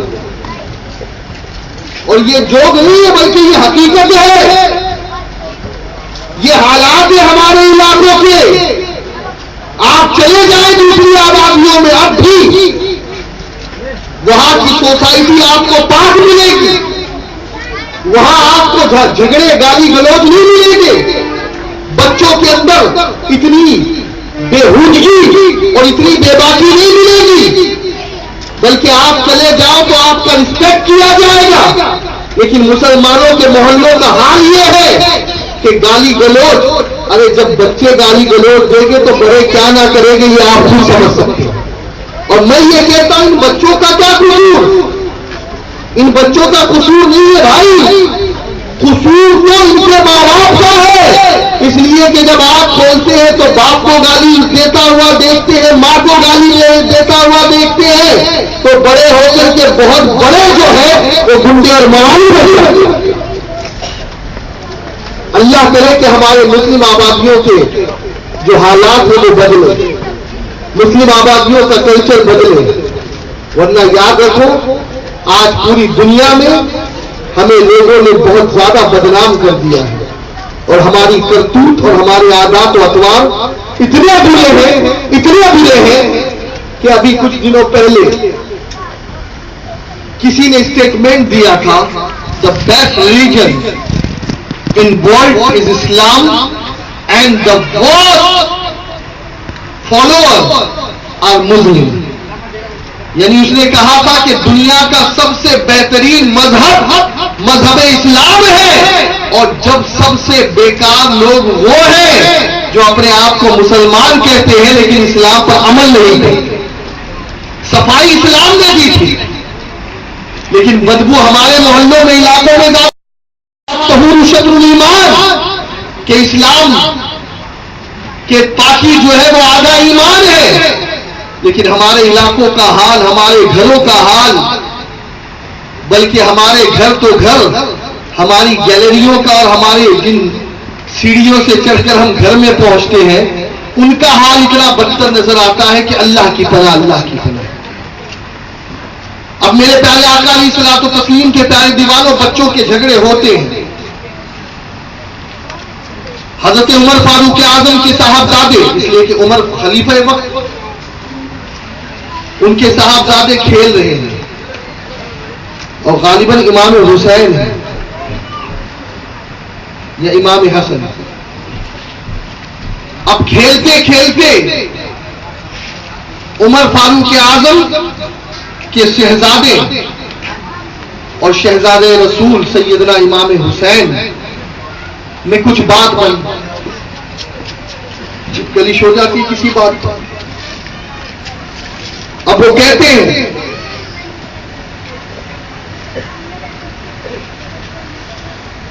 کہ میں شکایت کروں گا ابو سے. بھائی جس کا باپ حاکم وقت ہو، جس کا باپ امیر المومنین ہو، خلیفہ وقت ہو، اس کا بیٹا تو فارم میں ہو گئی. کہا میں ابو سے شکایت کر دوں گا ابھی تمہاری کہ تم نے میرے ساتھ ایسا کیا. اب امام حسین کے جملے سنو. امام حسین کہتے ہیں سن، تو کیا شکایت کرے گا میری اپنے باپ سے؟ تو بھی میرا غلام ہے اور تیرا باپ عمر بھی میرا غلام ہے. تو بھی غلام، تیرا باپ عمر بھی میرا غلام. اب ان کو تو پوائنٹ مل گیا. اب ابا کو جا کے بتاؤں گا، پھر حسین کی کلاس لی جائے گی، پھر حسین سے مواخذہ ہوگا، تعدیبی کارروائی ہوگی حسین پر. فوراً گئے عمر فاروق اعظم کی بارگاہ میں. ابا ابا کیا ہوا بیٹا؟ کہا ابا حضور ابھی حسین اور میں کھیل رہے تھے، کھیلتے کھیلتے ایسا معاملہ ہوا. کہا پھر؟ کہا میں نے جب کہا کہ میں آپ کے پاس ان کا نام کہوں گا تو انہوں نے کہا کہ تو بھی میرا غلام اور تیرا باپ عمر بھی میرا غلام. آپ ان کو ڈانٹیے، ان کو کہیے. اب حضرت عمر نے کہا کیا حسین نے ایسا کہا ہے؟ کہا ہاں حسین نے ایسا کہا ہے. کہا سچ کہہ رہے ہو بیٹا؟ کہا ہاں. کہا چلو حسین کے پاس. گئے امام حسین رضی اللہ تعالیٰ عنہ کے پاس پہنچے اور فاروق اعظم رضی اللہ تعالیٰ عنہ نے کہا بیٹا حسین میں نے یہ سنا ہے کہ تم نے میرے شہزادے سے ابھی ایسا ایسا کہا کہ میں بھی تمہارا غلام ہوں، اور میرا شہزادہ بھی کہا ہاں میں نے ایسا کہا ہے. کہا حسین ذرا اسے لکھ دینا. سبحان اللہ، اسے لکھ دینا. کہا کیوں تم لکھنے کے لیے کہہ رہے ہو؟ کہا اے حسین اگر قیامت کے دن کسی وجہ سے شامت اعمال کی وجہ سے اگر عمر کو جہنم کی طرف لے جایا جا رہا ہوگا تو عمر تمہارا یہ پرچہ بتا دے گا کہ میں بھی حسین کا غلام ہوں، اس پر بھی جاننا حرام ہے.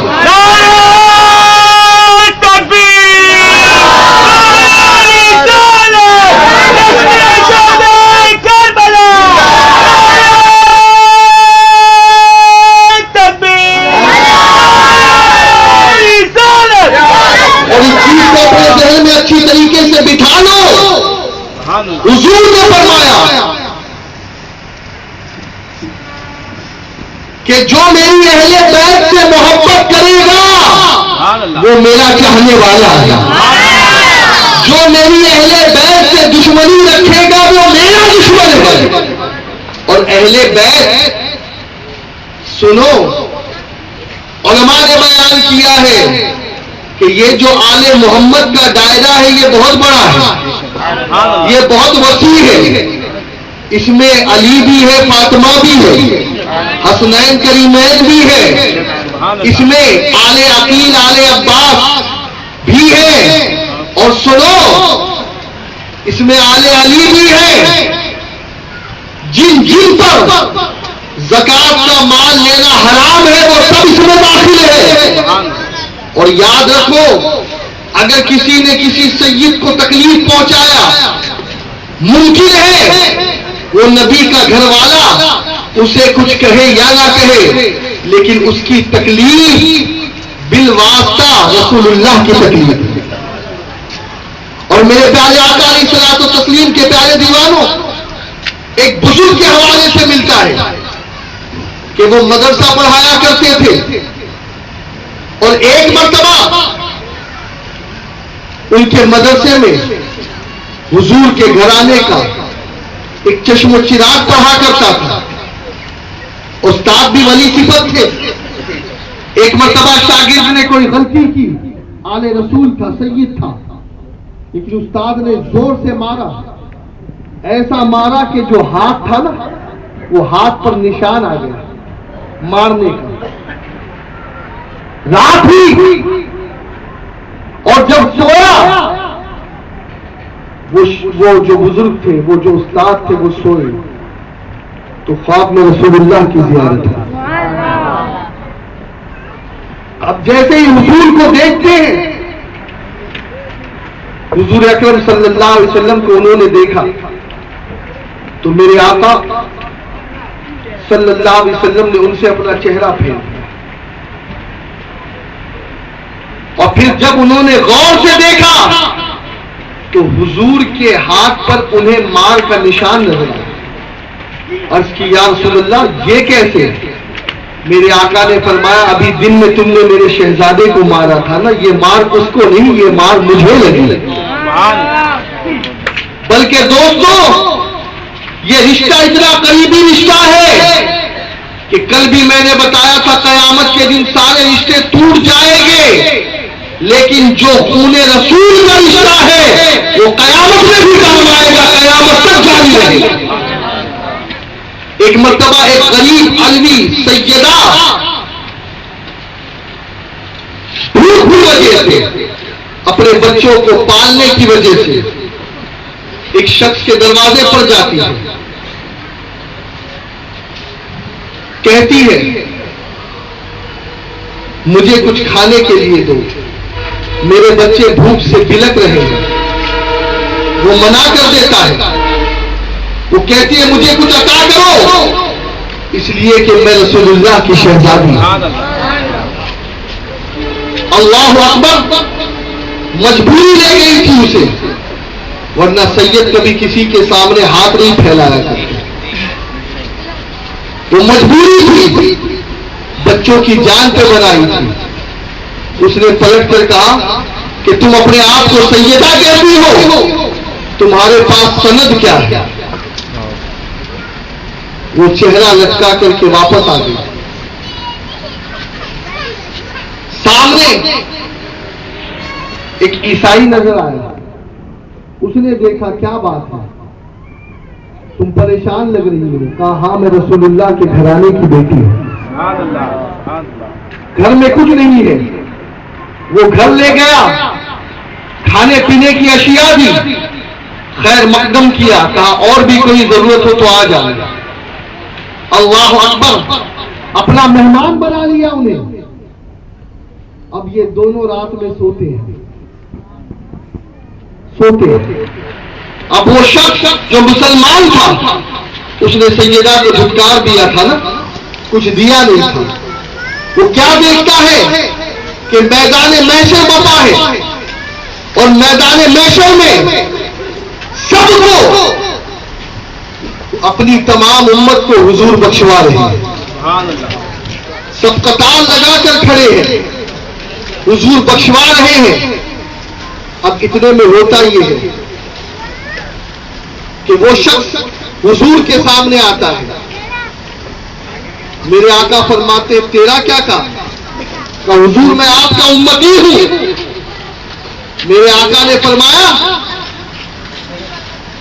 او مجھے امتی, میرے امتی ہونے کی دعویٰ کرنے والے تیرے پاس ثبوت کیا ہے, سند کیا ہے کہ تو میرا امتی ہے؟ وہ ہڑبڑا گیا. صبح کو آنکھ کھلی, وہ اس عورت کو ڈھونڈنے کے لیے نکلا. وہ سمجھ گیا کہ یہ مجھ سے گستاخی ہو گئی ہے. میں نے جو سید ہونے کی سند کسی سے پوچھی. اور آج کبھی کبھی کچھ لوگ معاذ اللہ ثم معاذ اللہ سیدوں کی اہانت کرتے ہیں اور کہتے ہیں کہ یہ تو نقلی سید ہے, یہ تو جو ہے وہ ساؤتھ انڈین سید ہے, یہ تو بنگلوری سید ہے, اور معاذ اللہ پتہ نہیں کیا کیا کہتے ہیں. میں یہ کہوں گا یاد رکھو, اگر وہ سید نہیں ہے اور پھر اپنے آپ کو سید کہتا ہے تو اس کی سزا اس کو ضرور ملے گی. کہ میرے آقا نے فرمایا کہ جو اپنے باپ کو بدل دے اور اپنے باپ کی جگہ کسی اور کو اپنا باپ بنائے تو اسے جنت کی خوشبو بھی نہیں ملے گی. یہ اس کے لیے ہے, لیکن ہمارے لیے حکم یہ ہے کہ اگر کوئی اپنے آپ کو سید کہے اور اگر کوئی کہے کہ ہاں میں سید ہوں تو اب اس کی تعظیم ہمارے اوپر لازم ہے, اس کی خیر خواہی ہمارے لیے لازم ہے, اس کا ادب کرنا ہمارے لیے لازم ہے. اب میرے پیارے آقا صلی اللہ علیہ وسلم کے پیارے دیوانوں, ہوا یہ کہ میرے آقا صلی اللہ علیہ وسلم نے خواب میں اسے جو کچھ کہا اب وہ ڈھونڈنے لگا. اب ڈھونڈتے ڈھونڈتے اسے پتا چلا کہ کسی عیسائی نے اسے اپنے گھر میں پناہ دی ہے. وہ اس عیسائی کے دروازے پر پہنچا, دستک دی اور کہا کہ میں اس سیدہ کو لینے آیا ہوں, اس سے معافی مانگنے آیا ہوں. وہ عیسائی کہتا ہے معاف کرنا, بہت دیر ہو گئی ہے, بہت تاخیر ہو گئی ہے. کہا مجھے سمجھ میں نہیں آیا کیا بات ہے. کہا سنو سنو, تم نے خواب میں جو دیکھا ہے وہ مجھے معلوم ہے. ارے جس رسول نے تمہیں اپنی زیارت کرائی وہی رسول میرے خواب میں بھی آیا تھا اور تجھے اپنی امت ہونے سے منع کیا, اور اسی رسول نے مجھے یہ کہا کہ تم نے میری بیٹی کے ساتھ خیر خواہی کی ہے. میں کلمہ پڑھا کر کے تجھے مسلمان بنا دیتا ہوں اور جنت کی ابدی نعمتیں تجھے عطا کر دوں. اور میرے پیارے آقا علیہ الصلوۃ والتسلیم کے پیارے دیوانوں, سیدنا عبداللہ ابن مبارک رضی اللہ تعالیٰ عنہ کا واقعہ اگر آپ سنیں گے تو آپ کے رونگٹے کھڑے ہو جائیں گے. اللہ اکبر. سیدنا عبداللہ ابن مبارک بڑے عظیم تابعین تھے, اجلہ تابعین میں آپ کا شمار ہوتا ہے. بہت بڑے محدث تھے اپنے وقت کے. آپ کے بارے میں ملتا ہے کہ ایک مرتبہ حج کے سفر کے لیے آپ روانہ ہوئے, اور جب حج کے سفر کے لیے جانے لگے آپ کے ساتھ ایک قافلہ تھا, بہت بڑا قافلہ تھا. اس قافلے کے امیر ہونے کی حیثیت سے آپ سفر کرنا شروع کرتے ہیں. جیسے ہی یہ قافلہ آگے بڑھا اور بہت دور جا چکا, ایک جگہ پر قافلے والوں نے پڑاؤ ڈالا, اور پڑاؤ ڈالنے کے بعد اللہ اکبر رات میں وہاں پر قیام کیا. آپ جانتے ہیں پہلے جو حج کا سفر تھا کوفہ سے چلے تھے اور بہت لمبا سفر ہوا کرتا تھا, ایروپلین نہ تھی اور کوئی بہت بڑا جو ہے بحری جہاز نہ ہوا کرتا تھا. اس وقت ہوتا یہی تھا کہ لوگ خشکی کے راستے سے سفر کرتے تھے, اور کیفیت یہ ہوتی تھی کیفیت یہ ہوا کرتی تھی کہ جب سفر کے لیے جاتے تو پھر کیفیت یہ ہوتی کہ راستے میں پڑاؤ کیا کرتے تھے, راستے میں رکا کرتے تھے, اور راستے میں پڑاؤ کرنے کے بعد وہاں رکا کرتے نماز پڑھتے. پھر جب دن نکل آتا پھر قافلہ شروع ہو جاتا. ایک مقام پر قافلے نے پڑاؤ کیا. عبداللہ بن مبارک رضی اللہ تعالیٰ فجر کی نماز پڑھنے کے بعد صبح کے وقت چہل قدمی کے لیے اپنے جو ہے کمرے سے اپنے حجرے سے باہر نکلتے ہیں, اور جب حجرے سے باہر نکلتے ہیں تو اچانک سیدنا عبداللہ بن مبارک رضی اللہ تعالیٰ کی نظر ایک بچے پر پڑتی ہے کہ جو کیچڑ میں سے بہتے ہوئے نالی میں سے گٹر میں سے کچھ چیز اٹھا کر کے اپنے کمبل میں چھپا کر کے بھاگتا ہے. آپ سمجھ گئے ہو نہ ہو کوئی معاملہ ضرور ہے کہ یہ بچہ اس طریقے سے کیوں کر رہا ہے. آپ نے اس بچے کا تعاقب کیا, اس بچے کے پیچھے پیچھے عبداللہ بن مبارک چل پڑے. اب جب اس کے گھر تک پہنچے, وہ بچہ گھر میں داخل ہو گیا. حضرت عبداللہ بن مبارک رضی اللہ تعالیٰ نے گھر کے باہر دستک دی, اور دستک دینے کے بعد کہا کہ کیا میں اندر آ سکتا ہوں؟ اندر کوئی محترمہ تھی, آواز آئی آپ اندر آ سکتے ہو. وہ اندر تشریف لائے. آپ نے اپنا تعارف پیش کیا کہ میں عبداللہ بن مبارک ہوں, میں فلاں قافلے کا امیر ہوں, ہمارا قافلہ حج کے لیے جا رہا ہے. کہا بہن تم کون ہو, کیا معاملہ ہے؟ ابھی میں نے تمہارے بچے کو دیکھا کہ وہ نالی میں سے کوئی چیز اٹھا کر کے لایا ہے, بات کیا ہے؟ اللہ اکبر. وہ خاتون رونے لگی اور کہنے لگی کہ سنو, میں رسول اللہ کے گھرانے سے تعلق رکھتی ہوں, میرے شوہر کا انتقال ہو گیا, شوہر کا انتقال ہونے کے بعد میرے بچے یتیم ہو گئے, اب کوئی پرورش کرنے والا نہیں, کوئی پالنے والا نہیں, اور اس وقت میرے بچے اس نوبت پر پہنچ چکے ہیں کہ اگر میں نے انہیں کوئی چیز نہ دی تو وہ بھوک کے مارے ہلاک ہو جائے گی, مر جائے گی, ان کی جان نکل جائے گی. لہذا میں رسول اللہ کے گھرانے کی بیٹی ہوں, میں رسول اللہ کی شہزادی ہوں, اور اس وقت ہماری نوبت یہاں تک پہنچ چکی ہے کہ اب ہمارے لیے جان بچانے کے لیے اتنا کھانا ضروری ہو گیا ہے کہ جس سے جان بچ جائے. اور آپ تو شریعت کا مسئلہ جانتے ہو کہ جب جان پر بنائے اور حلال چیز نہ ملے تو حرام چیز بھی ہمارے لیے جائز ہو چکی. اور یہ ایک مری ہوئی چڑیا تھی جو میرے بچے نے نالے سے اٹھائی ہے, اور اب ہم اس چڑیا کو پکا کر کے کھانا چاہ رہے ہیں. عبداللہ بن مبارک نے جیسے ہی یہ جملے سنے آنکھوں سے آنسو نکل پڑے, رونے لگے. حج کا سفر ہے, آپ کے جیب میں جو کچھ تھا وہ آپ نے انہیں دیا, بازار گئے ان کے لیے لا کر کے کھانے کا سامان دیا, اپنے قافلے کی طرف پلٹے, اور قافلے کی طرف پلٹنے کے بعد سیدنا عبداللہ بن عباس اور سیدنا عبداللہ بن مبارک نے قافلے والوں سے کہا ہے قافلے والوں بتاؤ کہ یہاں سے واپس کوفہ پلٹنے کے لیے کتنا زیادہ راہ چاہیے؟ لوگوں نے کہا اتنا اتنا پیسہ چاہیے. وہ پیسہ الگ کر دیا, اور الگ کرنے کے بعد آپ کے پاس جتنا بھی پیسہ تھا جو آپ نے سفر حج کے لیے لیا تھا وہ سارے کا سارا پیسہ اس سیدہ کی بارگاہ میں پیش کر دیا, اور کہا ہے سیدہ یہ میرا پتہ ہے, اگر یہ پیسہ ختم ہو جائے تو تم کوفہ تشریف لے آنا, مجھ سے جو بھی بن پڑے گا میں تمہارا بھائی ہوں, تمہاری مدد کروں گا. حج کا سفر کینسل کر دیا, حج کے لیے نہیں گئے, کسی اور کو امیر بنا دیا, کہا کہ تم امیر بن جاؤ اور تم جو ہے وہ کارواں کو لے کر کے حج کے لیے جاؤ, میں یہیں پر اپنے سفر کو ملتوی کرتا ہوں, اور دوبارہ اپنے وطن کی طرف پلٹ گئے.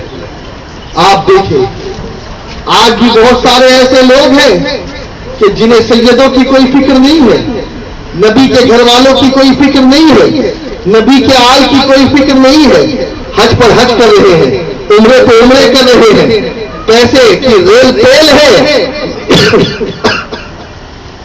لیکن نبی کے گھر والوں کا خیال نہیں رکھتے. بلکہ میں تو یہ کہوں گا یاد رکھو یہ جو نبی کے گھر والے ہوتے ہیں ان کی کیفیت یہ ہوتی ہے کہ یہ کبھی بھیک نہیں مانگتے, یہ کبھی کسی کے سامنے ہاتھ نہیں پھیلاتے, انہیں غیرت آتی ہے اس لیے کہ ہم اس گھرانے سے تعلق رکھتے ہیں کہ جس گھرانے نے ہمیشہ عطا کیا ہے اور اپنا سب کچھ لٹایا ہے اللہ کی راہ میں, اسی لیے ہاتھ پھیلانا یہ ان کے لیے آر ہے. میں یہ کہوں گا ہمیں اللہ نے عقل سلیم عطا کی ہے, یہ ہماری ذمہ داری ہے کہ ہم ایسے گھرانوں کو تلاش کریں, سیدوں کو تلاش کریں, ان کی خیر خواہی کریں. اور سنو ایسے آدمی کو حضور کی بارگاہ سے کیا ملے گا؟ آؤ میں تمہیں بتاؤں سیدنا عبداللہ بن مبارک کے واقعے کو. حضرت عبداللہ بن مبارک حج کے کے لیے نہیں جاتے، اس سفر پر نہیں جاتے، دوبارہ لوٹ گئے، دوبارہ پلٹ کر کے آ گئے، اور جیسے ہی پلٹ کر کے آ گئے اللہ اکبر کبیرہ، حج کا سفر مکمل ہوا۔ جیسے ابھی ساری فلائٹیں لوٹ رہی ہو، حاجی واپس آ رہے ہیں، ایسے ہی لوگ آنا شروع کیے۔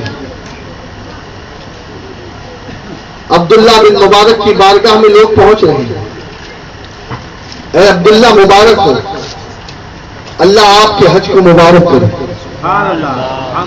حضرت عبداللہ حیران کہ میں حج پر گیا نہیں، مجھے حج کی مبارکباد پیش کر رہا۔ کوئی کہہ رہا ہے عبداللہ مبارک ہو، زمزم کے کنویں پر تم نے جو دعا کی تھی میں اس دعا میں شامل تھا۔ اے عبداللہ مبارک ہو، طواف کے دوران میں آپ کے ساتھ تھا، طواف میں نے آپ کو حجر اسود چومتا دیکھا۔ کوئی کہہ رہا ہے میں نے صفا مروہ پہ آپ کو دیکھا۔ کوئی کہہ رہا ہے حضور آپ نے عرفات میں جو دعا کروائی تھی میں اس دعا میں شامل تھا۔ کوئی کہہ رہا ہے میں مزدلفہ میں آپ کے ساتھ تھا۔ کوئی کہہ رہا ہے میں منی میں آپ کے ساتھ تھا۔ کوئی کہہ رہا ہے میں روضہ رسول پہ آپ کے ساتھ تھا۔ آپ حیران، یا اللہ کیا ماجرا ہے؟ میں تو سفر پہ گیا ہی نہیں، میں تو لوٹ گیا، میں تو واپس آ گیا، جسے دیکھو وہ مجھے حج مبارک کہہ رہا ہے، حج کی مبارکبادیاں پیش کر رہا ہے۔ یا اللہ معاملہ کیا ہے؟ آپ جاتے ہیں گھر پر سو جاتے ہیں، اسی حیرانی کے عالم میں خواب میں رسول اللہ تشریف لاتے ہیں۔ خواب میں میرے آقا تشریف لاتے ہیں اور میرے آقا فرماتے ہیں اے عبداللہ، تو نے جو میری ایک بیٹی کے ساتھ خیر خواہی کی، اللہ کو تیری یہ ادا اتنی پسند آئی کہ اب اللہ تعالیٰ نے تیرے ہم شکل ایک فرشتے کو پیدا فرمایا ہے جو قیامت تک تیری طرف سے حج کرتا رہے گا۔ ارے سنو، اگر پیسہ بچا لیتے، پیسے کو سیو کر لیتے تو ہوتا کیا؟ یہی نا کہ حج کر کے آ جاتے، لیکن سنو وہ ایک ہی حج ہوتا، لیکن کوئی گارنٹی نہیں تھی کہ وہ حج قبول ہوتا بھی یا نہ ہوتا۔ لیکن یہاں دیکھو، ارے حج نہیں کیا، حج مبرور بھی ہو رہا ہے، اور قیامت تک کے عبداللہ کی طرف سے ایک فرشتہ ہے جو حج کرتا رہے گا، اور عبداللہ بن مبارک کو آلے رسول کی خدمت میں حج کا ثواب ملتا رہے گا۔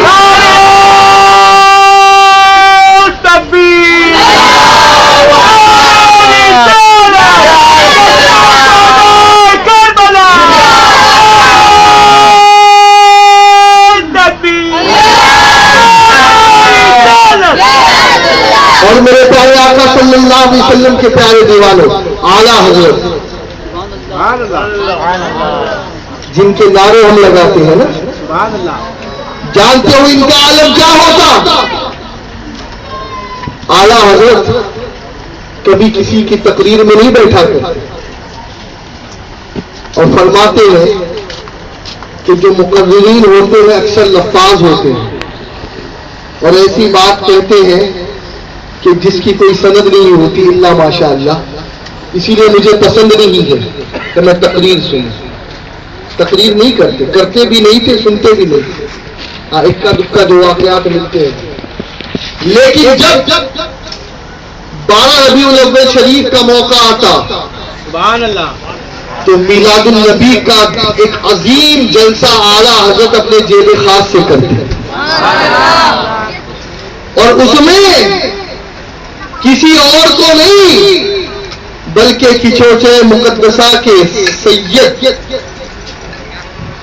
حضرت سید احمد علی رحمت اللہ تعالی علیہ کو بلاتے، ان کی تقریر کراتے، ان کا بیان کراتے، اور جب سید احمد علی رحمت اللہ تعالی علیہ تقریر کرتے تو اعلیٰ حضرت بیٹھ کر نہیں سنتے، 2 گھنٹے 4 گھنٹے جتنے بھی گھنٹے ہو تقریر کھڑے ہو کر کے اعلیٰ حضرت سنتے، کھڑے ہو کر کے سنتے، اور آنکھوں سے اشک جاری ہوتے، سر جھکا ہوتا، ان کی دست بوسی کرتے، قدم بوسی کرتے۔ کسی نے کہا اے امام، ہم آپ کو تقریروں میں نہیں دیکھتے ہیں، لیکن کیا بات ہے کہ جب سید احمد علی بیان کرتے ہیں، سید احمد اشرفی بیان کرتے ہیں کہ چودھری، تو آپ تقریر میں حاضر بھی ہوتے ہو، کھڑے ہو کر کے سنتے بھی ہو، کیا معاملہ ہے؟ فرماتے ہیں سنو، جب سید احمد بیان کرتے ہیں تو مجھے ان کے نانا جان کی حضوری نصیب ہوتی ہے، ان کی بات کی محفل میں، سید کی بات کی محفل میں سید الرسول کی زیارت ہوتی ہے، اور اسی لیے میں ان کے بعد میں بیٹھتا ہوں۔ اور اتنا ہی نہیں بلکہ میرے پیارے آقا علیہ الصلوۃ والتسلیم کے پیارے دیوانوں، اعلیٰ حضرت جو سیدوں کی تعظیم کرتے تھے، اللہ کرے کہ وہ جذبہ ہمارے اندر بھی پیدا ہو جائے، ہمارے اندر بھی وہ جذبہ پیدا ہو جائے۔ اور مجھے یاد ہے کہ شہزادے وقار نبیر حضور سرکاری کلا سید محمود اشرف صاحب رحمۃ اللہ علیہ ایک مقالے میں لکھتے ہیں کہ اعلیٰ حضرت کو اللہ نے خان کیوں بنایا، اس کے بارے میں بہت سوچتا رہا، اس لیے کہ اللہ کے کرم سے ہر فضیلت ان کے اندر موجود ہے، فقہ میں اعلیٰ، علم حدیث میں اعلیٰ، تقوی میں اعلیٰ، کرامتوں میں اعلیٰ، ہر چیز میں اعلیٰ، نسبتوں میں اعلیٰ۔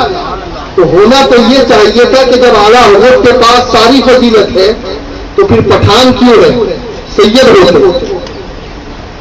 ہوتے۔ لیکن فرماتے ہیں میں بہت سوچتا رہا کہ اعلیٰ حضرت کو اللہ نے سب کچھ عطا کیا،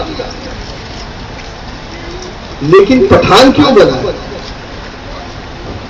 تو فرماتے ہیں مجھے جواب یہ ملا کہ اگر سید ہوتے نا تو پھر سیدوں کی شان کو جیسا انہوں نے سمجھایا ویسا سمجھانا پڑتا، اس لیے کہ میں بھی بہت کچھ بول سکتا ہوں، ابھی تو میں نے کچھ بھی نہیں کہا، لیکن بات وہی ہوتی ہے نا کہ دیکھو یہ سید ہے تو اپنے خاندان کی بڑائی کرنا، بات وہیں آ کر رک جاتی ہے۔ فرماتے اعلیٰ حضرت کو اللہ نے خان اس لیے بنایا کہ دنیا والوں کو خان ہو کر کے سیدوں کی تعظیم کر سکے، اور ایسی تعظیم کرے کہ دنیا کو سمجھ میں آ جائے کہ سیدوں کا ادب کیا ہوتا ہے، سیدوں کا مقام کیا ہوتا ہے۔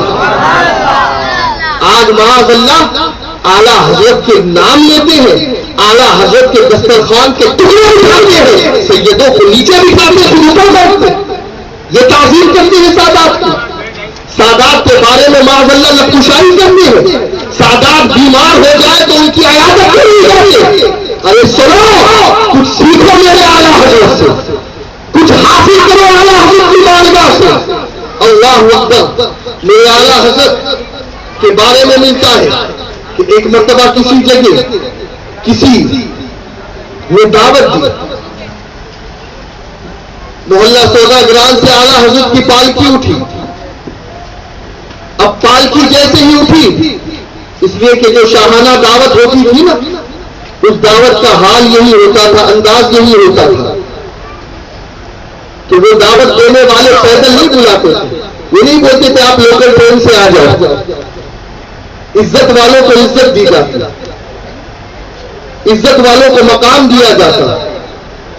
اعلیٰ حضرت فاضل بریلوی کو پالکی پر بٹھایا، اب پالکی تھوڑی دور آگے بڑھی، اعلیٰ حضرت نے کہا پالکی روکو،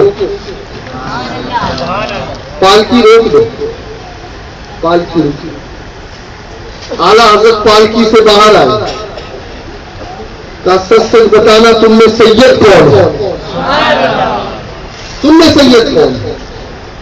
کوئی جواب نہیں ملا۔ اعلیٰ حضرت نے پھر سے مؤدبانہ کہا میں تمہیں تمہارے نانا کا واسطہ دے کر کہتا ہوں، مجھے بتاؤ کہ تم میں سید کون ہے؟ ایک پتلے دبلے تھے، آگے بڑھے، حضور میں ہی ہوں۔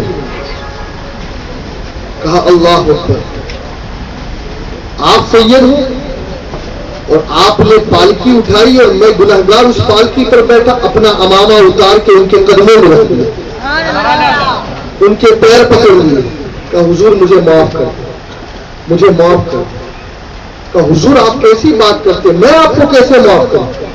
کہا نہیں مجھے معاف کر دے، قیامت کے دن اگر نانا جان نے آپ سے پوچھ لیا احمد رضا خود کو عبید مصطفیٰ کہتا تھا اور میرے غلام ہونے کا دعویٰ کرنے کے باوجود میرے شہزادے کو غلام بناتا تھا، تو احمد رضا آتا تو کیا نہیں کرے گا؟ مجھے معاف کر دے۔ انہوں نے کہا حضور میں آپ کو کیسے معاف کروں، قصور کیا ہے؟ کہا نہیں مجھے معاف کر دے۔ اب اس کے بعد اعلیٰ حضرت نے معافی مانگی اور کہا حضور اب آپ سواری پر بیٹھے، پالکی پر بیٹھے اور احمد رضا کفارہ ادا کرے گا اور آپ کو پالکی پر اٹھا کر کے آپ کو منزل پر لے کر جائے گا۔ اللہ تعالیٰ سادات کے احترام اور عزت کی ہم سب کو توفیق عطا فرمائے۔ کھڑے ہو جائیں، صلاۃ و سلام۔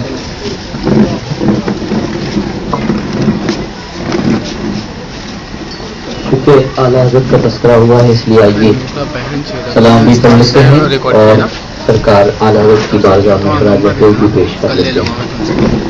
یا حبیبی مرحبا یا حبیبی مرحبا جعفر حسینی مرحبا یا نور العین مرحبا یا حبیبی مرحبا یا حبیبی مرحبا جعفر حسینی مرحبا یا نور العین مرحبا کعبے کے بدروز جا تم پہ کرو روز رو کعبے کی بدروز جا تم پہ کرو روز رو طیبہ کی شمس و ضحا طیبہ کی شمس و ضحا تم